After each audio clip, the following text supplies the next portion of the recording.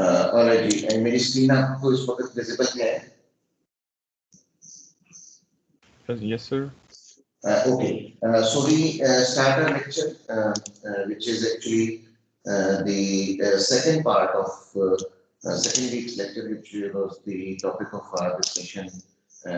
Yesterday was spatial description and transformation. This is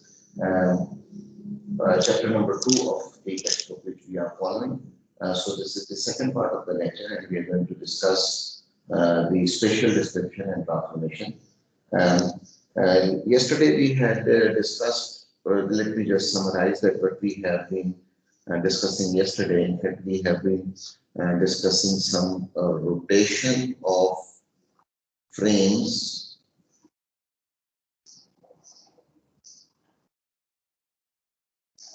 and we also discussed the translation of frames. So yesterday we discussed this, and then we in fact combined these two and came up with a terminology which we called as transformation of frames, and we denoted that with P, and we said that PBA would mean that we know B relative to A. So the transformation of frame B relative to frame A can be given by this notation TBA. So this is the summary which we did yesterday, and we talked about some rotation metrics and some translation vectors also. And today we are going to practice some of those rotations and translations. And I hope that this will be a reinforcement for you, whatever we have done yesterday. So let us go on to the first example, which we will solve, and will give you an idea that how this transformation looks like and how does this occur. So let us just first read that figure. This is figure 2.11, which is shown to you here, in which you can see that there is a vector. There is a vector which is the vector P1, which is known, or which is relative to its position relative to frame A is known to us, and that position is given to us by this vector. And if I write it as a vector, so this will be written as 3, 7, and 0. So this is the position of point 1 with respect to A. So we know this point here in frame A, and we also know what we know, that we want to rotate it about Z. So we want to rotate it about Z, and if we look at this frame A, so its x-axis and y-axis are shown. So if I curl my finger from X to Y like this, so in fact, if I curl my finger from X to Y like this, so the thumb is coming out of this plane or out of this line. So ZA direction is coming out of this line. So what we want to know that if we rotate this vector, which is P1A, if we rotate it around Z, about Z, if we rotate it about Z, it's not around, it's about. So I'm going to tell you that what is about and what is around in a little while. So if we rotate it about Z by 30 degrees and then translate it to 10 units in XA, so it means that we have translated it. Number one, we have rotated it. So let me just take another color and show you that we want to rotate it about Z. So it means that we are going to rotate it this fashion. And how much do we want to rotate it? We want to rotate it with a theta, which is equal to 30 degrees. So it means that this vector if I show it now with the red color, so it is number one, when it is rotated about Z, so it is going to come here like this, like this. So we will have P1 vector rotated about ZA. So it comes here and then we translate it and we translate it to, let's see what is the translation given to us, 10 units in XA. So we go by 10 units in XA and 5 units in YA, 5 units in YA. So this vector which was known to us, P1 vector which was known to us in A, now have reached this position and orientation. So it has rotated from black to red, which is about Z, and then it has translated in XA and YA, and now it has reached to a position after its rotation in A, and this rotation is about Z. We know this, and its position ABA is now like this. So rotation and transformation is shown here in this rotation and transformation. And what we need to find out, or we are interested to know, is this, that its value, its position after rotation as P2 in A. So this is what we want to know. So let us now first write that what is this transformation. So we know that if we talk about R and this is P1A, so actually R is the rotation. Sorry.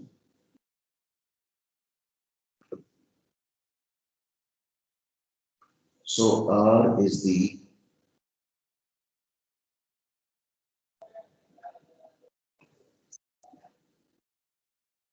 so let me just write down. So R is the rotation about Z by 30 degrees, and this P1 is the translation, which is called as P1A. So if we know, हमने आपको याद है हमने कल बात की थी कि जो रोटेशंस हैं ZX और y के अराउंड वो कैसे देखी जाती है. सो अगर मैं इन दोनों को कंबाइन कर लूं तो इनफैक्ट ये जो मुझे इस वक्त नजर आ रहा है, ये मुझे ट्रांसलेशन नजर आ रही है P1 की विद रिस्पेक्ट टू A.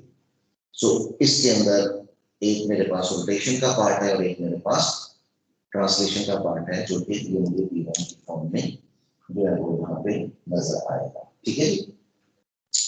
सो और मुझे ये जो ट्रांसलेशन है और then it has to B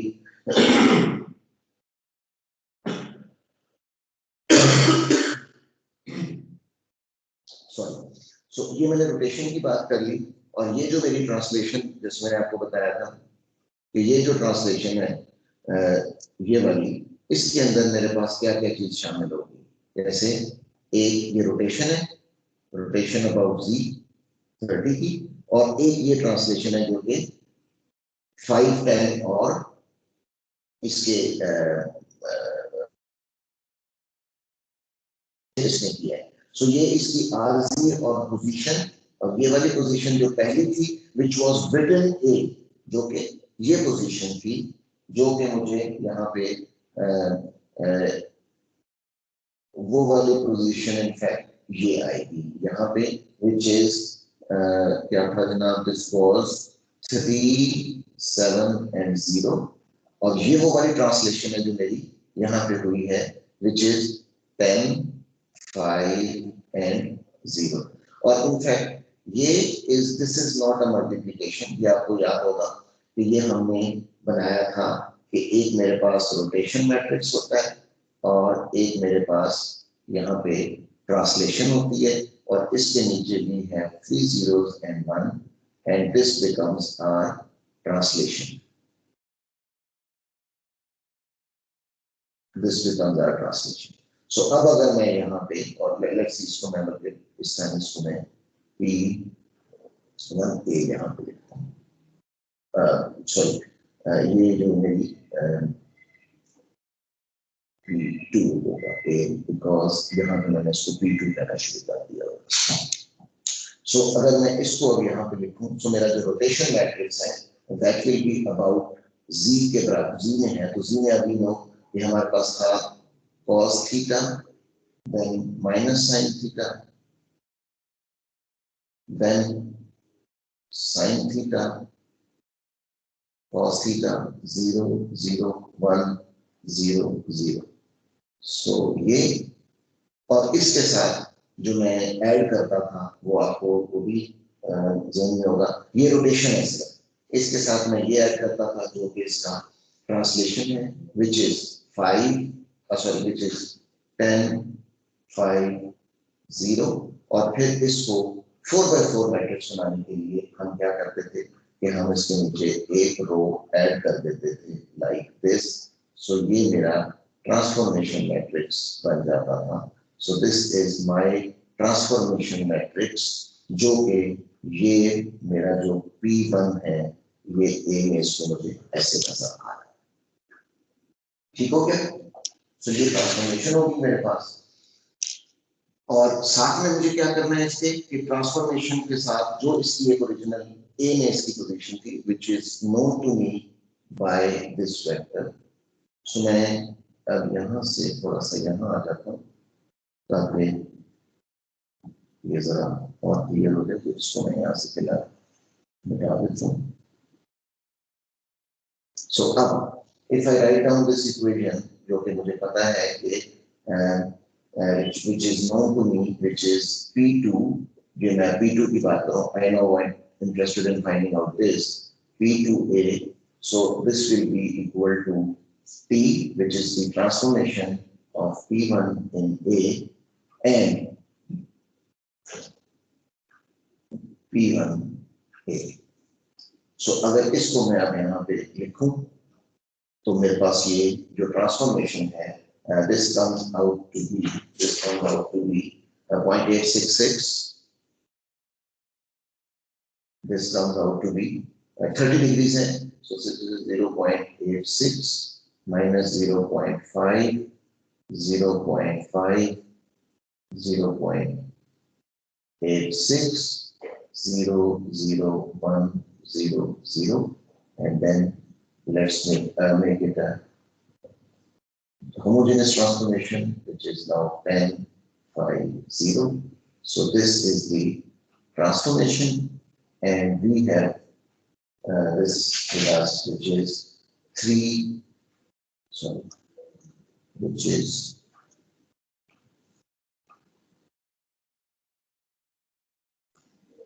3 7 0 and 1. So now if I multiply this, so I find out that this is 9.098 9.098 12.562 12.562 and 0, and then obviously our process to multiply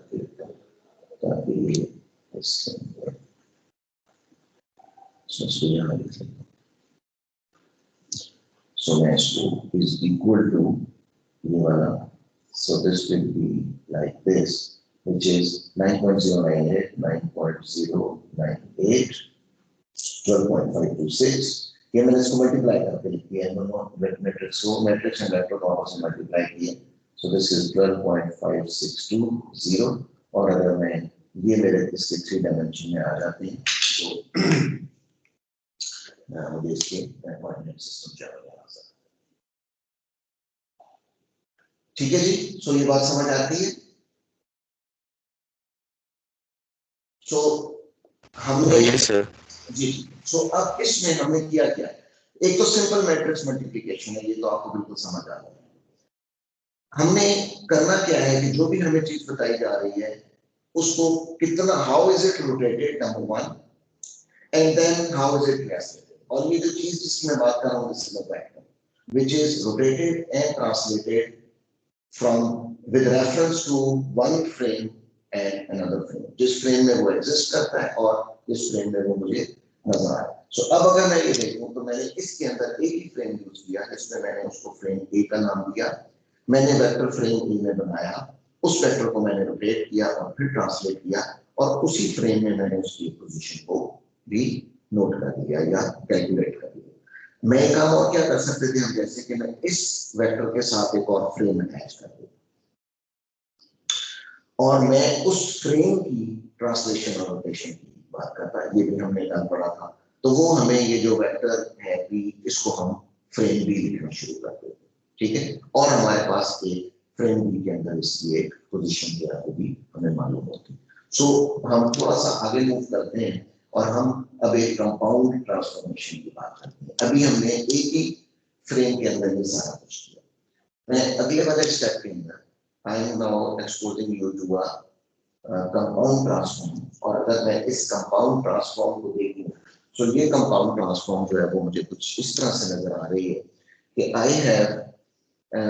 I have a frame A here which has three axes x, y and z. Then I have a frame B here, उसके भी कुछ ये x A y A और x B y B और z B है।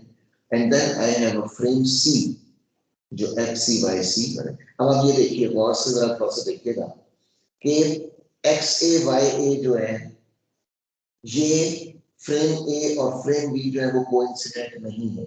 इनके दरमियान देखिए, ये एक्स और बी के दरमियान देखिए, अगर एक्स ए और एक्स बी के दरमियान, so they do not seem parallel. So इसका मतलब है कि देयर इज अ रोटेशन।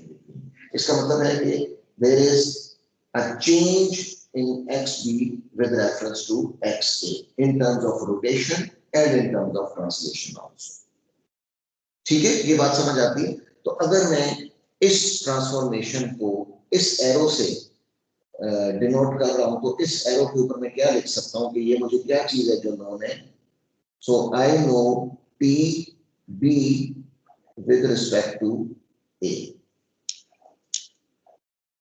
तो ये this is the relation between frame A and frame B. अब आ जाए फ्रेम बी और फ्रेम सी के दरमियान। सो सिंस मुझे एक ये एरो इस वक्त यहाँ नजर आ रहा है जो कि which is going from B to C, तो I may say that I know this transformation which is C relative to B. ये भी बात समझ आ जाती है। And then within frame C, we have a point P which is shown by a vector PC. And what we are interested to find out is that ये जो point P है, ये जो point P है, इसको I want to know in the base frame which is A. So A के अंदर मैं P को जो है वो देखना चाहता हूँ। ठीक है, अब देखिए, अब इसको हम कहते हैं कि ये कंपाउंड ट्रांसफॉर्मेशन। सो कंपाउंड ट्रांसफॉर्मेशन का मतलब क्या हुआ कि कंपाउंड ट्रांसफॉर्मेशन में मुझे जो जगह, जो चीज या जिस चीज को मैं जानना चाहता हूं, मुझे उस बेस तक पहुंचना है। सो लेट्स सी, अगर मैं फ्रेम ए में इस पॉइंट पी को देखना चाहता हूं तो मेरे पास ये वेक्टर है जो कि ए पी है। मैं यहां इसको लिखता हूं,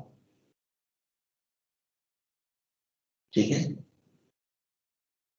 और अगर मैं सिर्फ इनको मैं ट्रांसफॉर्मेशन कंसीडर ना करूं, इनको मैं सिर्फ ये कहूं कि यार ये वेक्टर्स हैं, ठीक है, ये सिर्फ इसके अंदर ये सिर्फ वेक्टर्स हैं, तो स्ट्रेट अवे मैं इन तीन वेक्टर्स को ऐड करके वेक्टर नंबर 1, वेक्टर नंबर 2 और वेक्टर नंबर 3 को ऐड करके पी ए बना निकाल सकता हूं। ये तो स्ट्रेट फॉरवर्ड बात है कि जिसमें there is no rotation involved।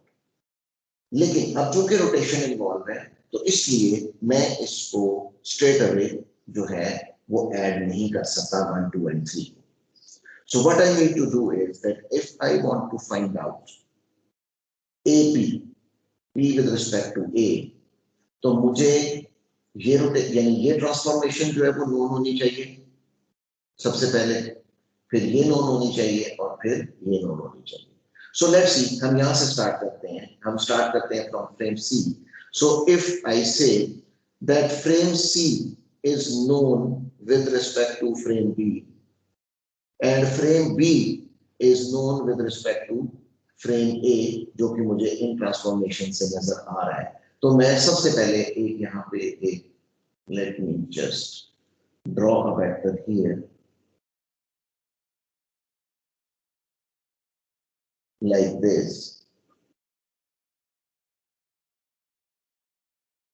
Let me just draw vector like this.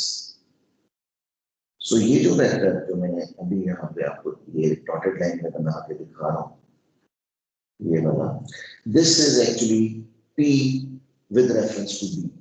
So this is P with reference to B. So अगर मैं अब यहाँ लिखना चाहूँ कि ये P with reference to B जो है, ये मैं कैसे मुझे नजर आएगा, ये हमने मालूम करना है, तो इसको भी मैं नहीं लेके आ रहा बीच में. तो सबसे पहले point P with reference to B would be given by what? Transformation P, C with respect to B, and point P with respect to C. So this is my equation number 1.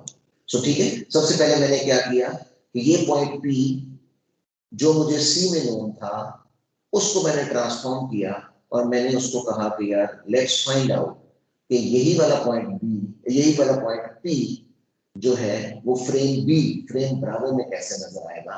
So since I knew this, so मैंने इसको भी बना दिया. एक चीज हो गया.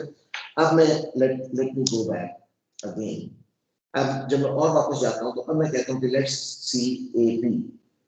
Sorry, ये मैंने ए पी लिखा, this is P A, this is P A.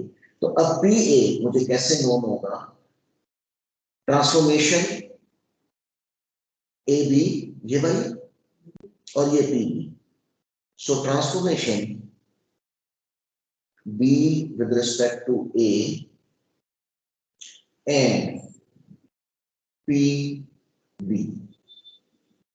सो मैंने क्या किया कि पहले इस पॉइंट को P को जो कि C में नोन था, पहले उसको B में नोन कर किया और फिर उसको अब मैं A में नोन कर. सो मेरे पास ये इक्वेशन नंबर 2 आ. सो अब अगर मैं ये PB की वैल्यू इस इक्वेशन 1 से इक्वेशन 2 में डालूं तो मुझे P with respect to A जो है वो मुझे किस तरह से नजर आएगा? That will be P B with respect to A, and then ये मैं डाल दूं बीच में P C with respect to B and P C.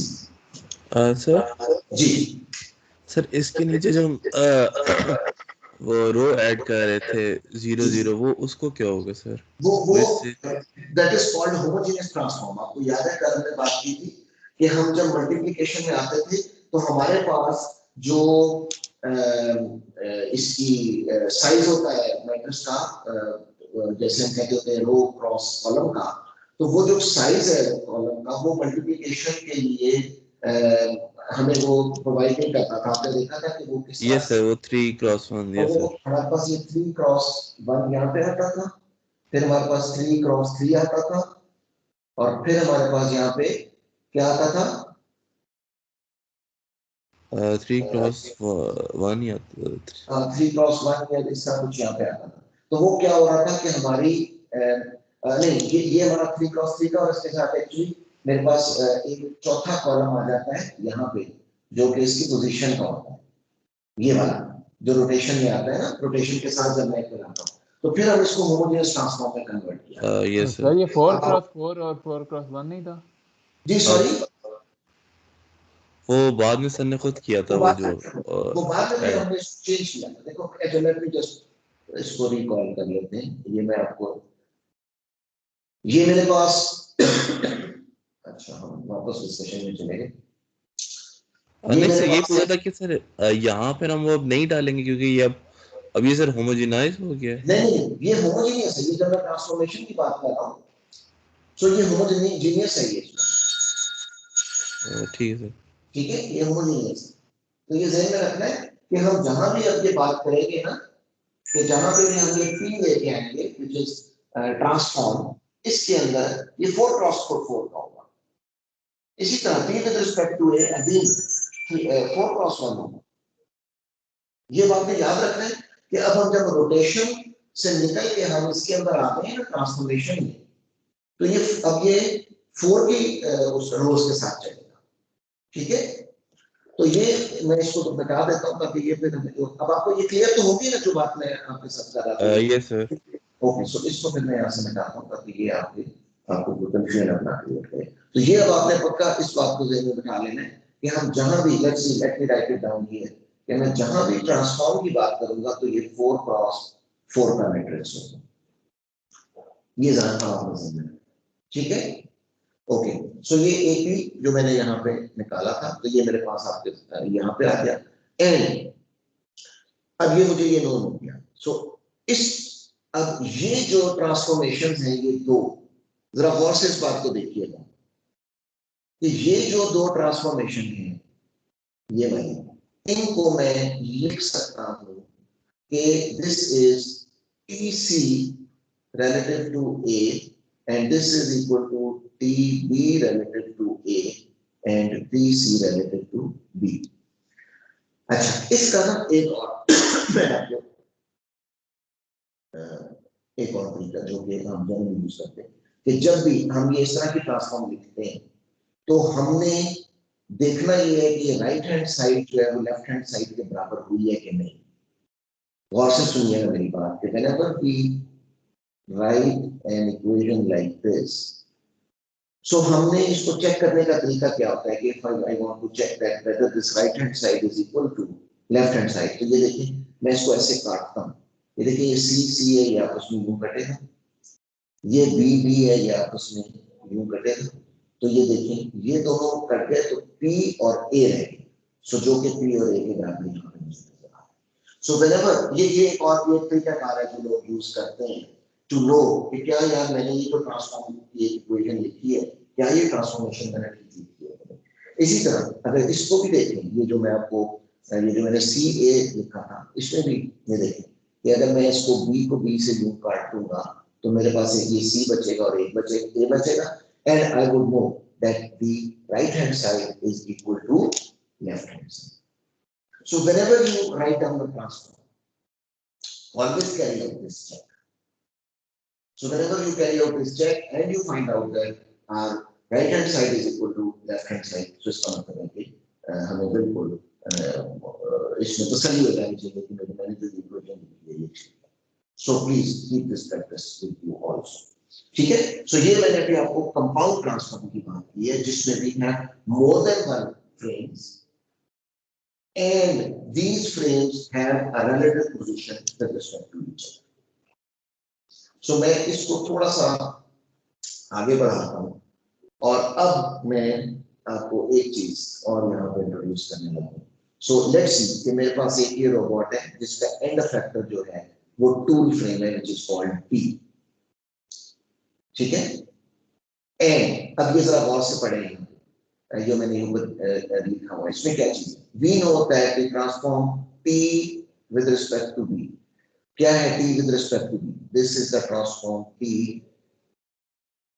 which is tool और base का मुझे एक relative या एक relationship दे रहा है in the form of this arrow। ठीक है, so ये मुझे known है जो ये figure है which describes the frame at the manipulator's fingertips T relative to the base manipulator B। so ये चीज हमें यहाँ known हो गई। अच्छा, that we know where the tabletop is located in space relative to manipulator's base।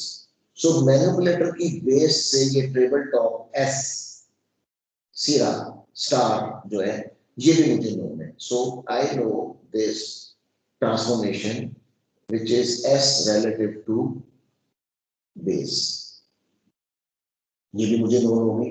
Good, then आगे चलते हैं, ये मुझे ये known हो गई। And that we know the location of frame attached to the bolt lying on the table relative to frame S। सो ये देखें, ये एरो जो है ये मुझे बता रहा है कि मुझे ये T जो कि G है ये भी S में हो, ठीक है। अब what I am interested in, I am interested in to find out this T tool, sorry, I am interested to find out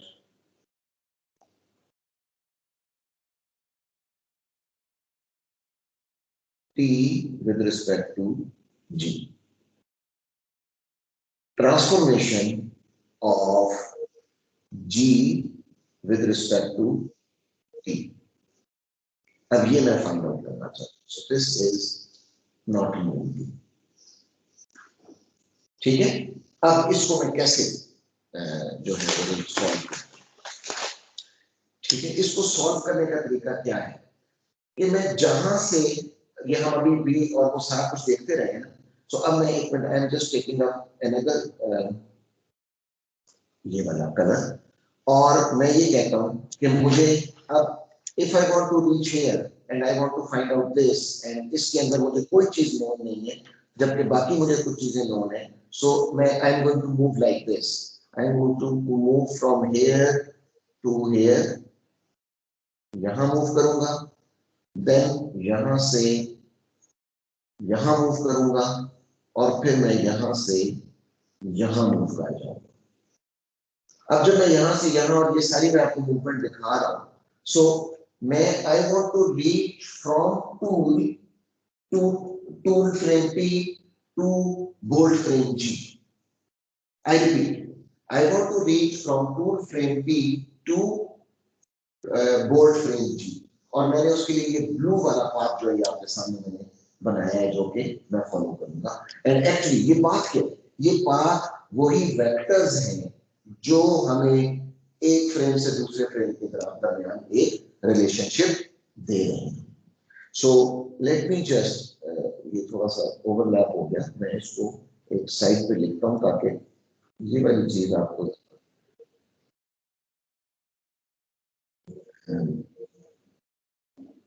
इसको मैं I write this as this is known to us which is T with reference to B. ठीक है. And let me just draw this again. ये वाला, ये जो vector था, ये जो मैंने यहाँ से यहाँ बनाया था, ये वाला. अब अगर मैं इन ब्लू वाले वेक्टर्स के ऊपर लिखूं कि यार ये मुझे क्या रिलेशनशिप दे रहे हैं. सो लेट्स सी, ये जो पहले वाला ब्लू वेक्टर है ये मुझे क्या रिलेशनशिप देगा. This will be transformation from G.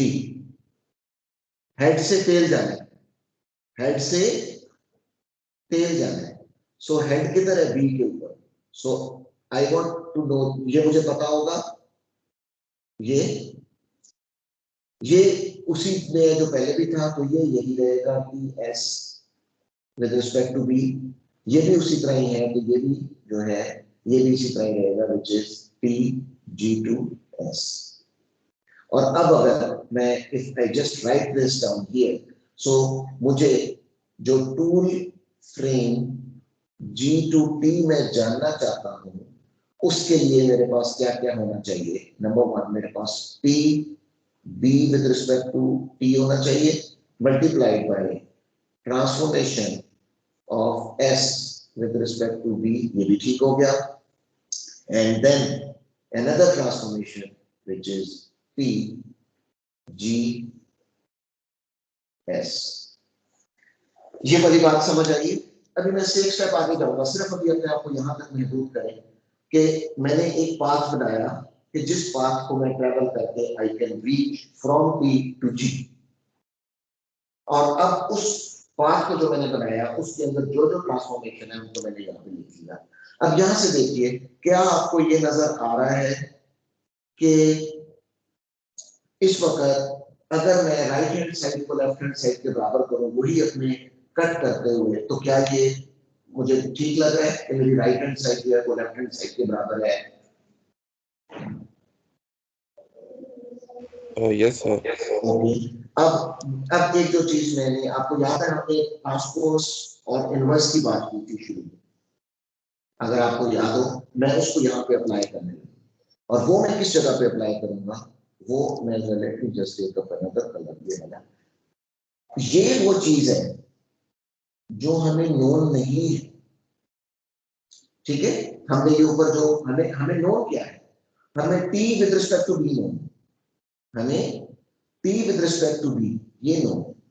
जब मैं इसकी डायरेक्शन ऑपोजिट करता हूं तो एक्चुअली मैं इसको इनवर्स कर रहा हूं, तो इसको मैं इनवर्स कर रहा हूं। तो मैं इस वाली टर्म को I can write it down like this, T इसका इनवर्स होगा T with respect to B. अब ये देखें, T with respect to B is known to me, ये जो मुझे यहां नजर आ रहा है, तो मैं अगर इसका इनवर्स प्लग कर दूं तो मुझे ये मिल जाएगा, ठीक है। सो मेरी इक्वेशन अब जो कि नोन्स हैं उनकी फॉर्म में Tg with respect to T would be equal to inverse of T with respect to B, and then Ts with respect to B and Tg with respect to S. So ये मैंने अपनी जो transform है उसको known value के अंदर इस तरह से लिखी है। जो मैंने ब्लू में ट्रांसफॉर्म लिखी है एक्चुअली वो ट्रांसफॉर्म है, वो ट्रांसफॉर्मेशन है, let's not call transform, जो मैंने ब्लू में ट्रांसफॉर्मेशन लिखी है वो ट्रांसफॉर्मेशन वो है जो मुझे एक टूल से दूसरे टूल तक लेके आ रही है। ये मुझे क्लियर है। इसमें एक चीज जो है वो मुझे डायरेक्टली नोन नहीं है, जिसके ऊपर मैंने पर्पल रंग का कलर लगाया, बट ये वाली ट्रांसफॉर्मेशन मुझे एक इनवर्स की फॉर्म में नोन है, वो मैंने एक इनवर्स की फॉर्म में लिखी। तो अब if when I multiply this, when I multiply this, तो क्या होगा कि I will get a transformation जो कि मुझे एक G, जिस जहां पे बोर्ड पड़ा हुआ है G with respect to D, यानी कि टूल फ्रेम की मुझे ट्रांसफॉर्मेशन दे देगा। जी अब मुझे बताइए कि यहां तक ये बात समझ आई है?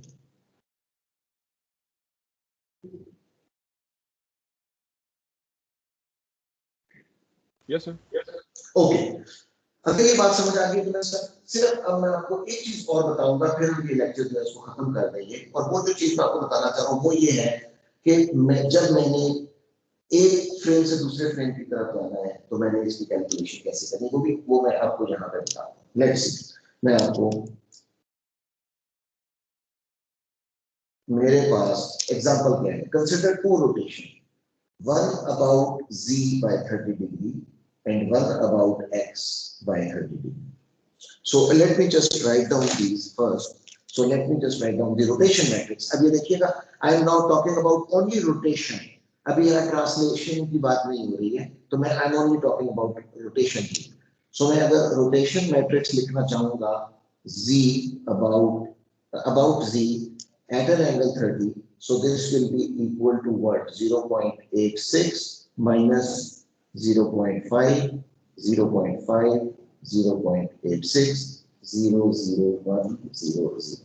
So this is rotation about z by an angle 30. And then rotation about x by an angle 30 again. So let me just write it down here also. So x के ऊपर क्या होता है, ये 1 0 0 हो जाता है, ये भी 0 0 हो जाता है, और यहाँ पे मेरे पास क्या आ जाता है cos 30 which is 0.86, यहाँ पे minus sin 30 will be minus 0.5, again 0.86 and 0.5। तो ये मेरे पास दो जो रोटेशन है ये यहाँ मुझे नजर आ रहा है।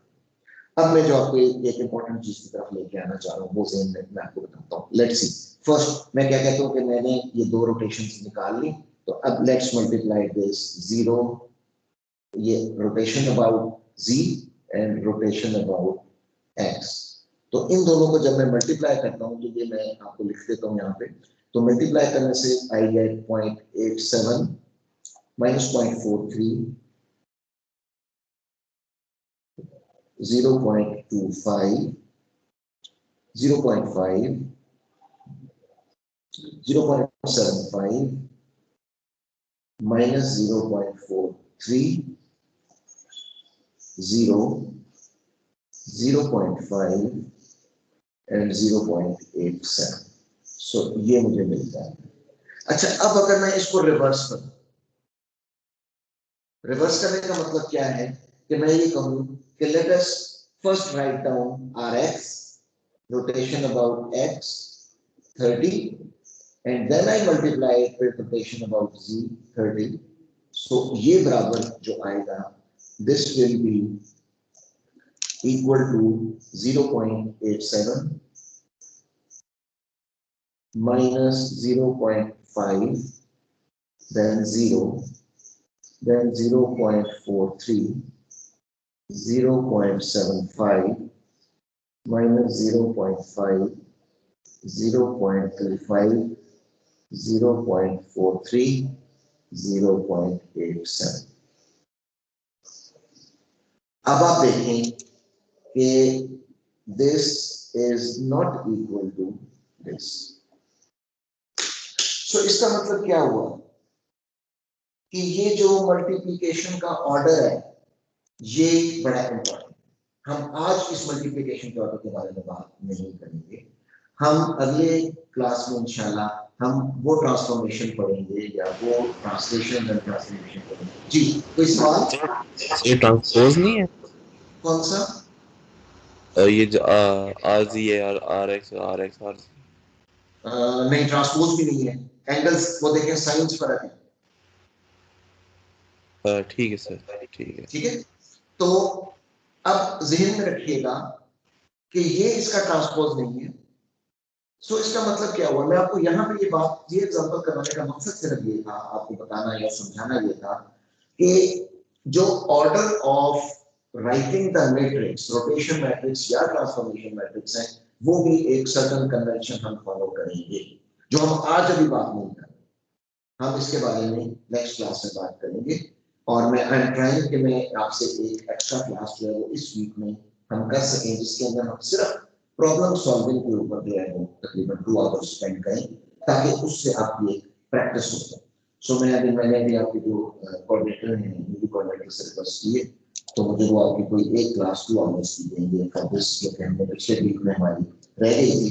सो मैं ये चाह रहा हूँ कि मैं इस वीक के अंदर आपको वो एक प्रॉब्लम सॉल्विंग सेशन इस रिलेशन से जरूर करवा दूं, जिससे कि हमें जो रीइंफोर्समेंट है वो हमारी इस वीक की पूरी हो जाए। ठीक है जी।